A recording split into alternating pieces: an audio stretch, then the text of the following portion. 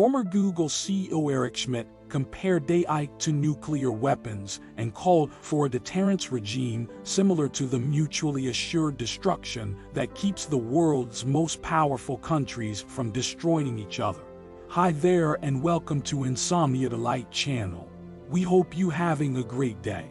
We're so excited to share this content with you and can't wait to see what you think of it. If you like this content, make sure to hit that subscribe button. Like and share it on social media to help other people reach it. Schmidt talked about the dangers of AI at the Aspen Security Forum at a panel on national security and artificial intelligence on July 22nd. While fielding a question about the value of morality in tech, Schmidt explained that he, himself, had been naive about the power of information in the early days of Google. He then called for tech to be better in line with the ethics and morals of the people it serves and made a bizarre comparison between AI and nuclear weapons. Schmidt imagined a near future where China and the US needed to cement a treaty around AI.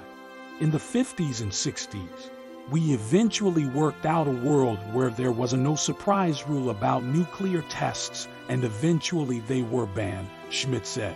It's an example of a balance of trust, or lack of trust. It's a no-surprises rule.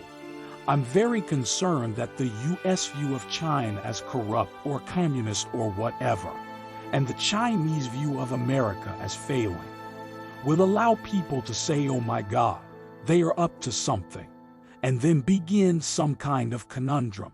Begin some kind of thing where, because you're arming or getting ready, you then trigger the other side.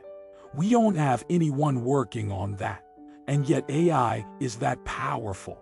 AI and machine learning is an impressive and frequently misunderstood technology. It is, largely, not as smart as people think it is. It can churn out masterpiece-level artwork, beat humans at StarCraft II, and make rudimentary phone calls for users. Attempts to get it to do more complicated tasks, however, like drive a car through a major city, haven't been going so well. Schmidt imagined a near future where both China and the US would have security concerns that force a kind of deterrence treaty between them around AI. He speaks of the 1950s and 60s when diplomacy crafted a series of controls around the most deadly weapons on the planet.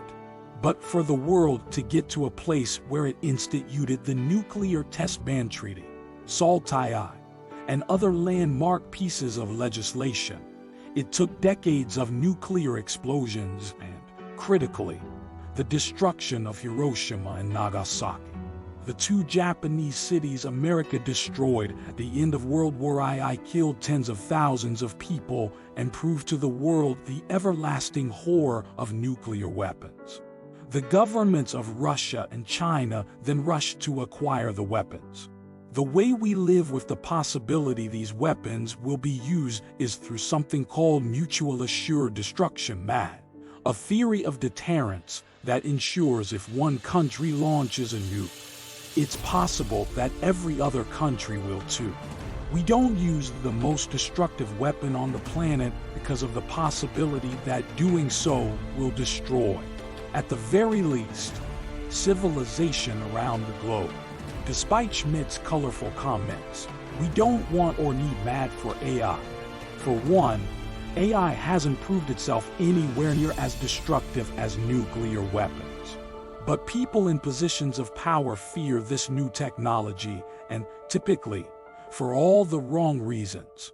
People have even suggested giving control of nuclear weapons over to AI, theorizing they'd be better arbiters of their use than humans. The problem with AI is not that it has the potentially world-destroying force of a nuclear weapon. It's that AI is only as good as the people who designed it, and that they reflect the values of their creators.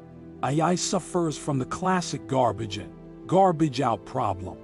Racist algorithms make racist robots. All AI carries the biases of its creators, and a chatbot trained on 4chan becomes vile. This is something Demis Hassabis, the CEO of DeepMind, which trained the AI that's beating StarCraft AI players, seems to understand better than Schmidt.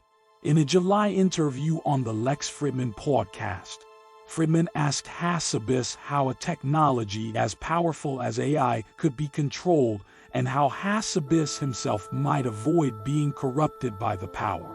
Hassabis' answer is about himself. AI is too big an idea, he said. It matters who builds AI, which cultures they come from, and what values they have. The builders of AI systems. The AI systems will learn for themselves. But there will be a residue in the system of the culture and values of the creators of that system. AI is a reflection of its creator. It can't level a city in a 1.2 megaton blast, not unless a human teaches it to do so.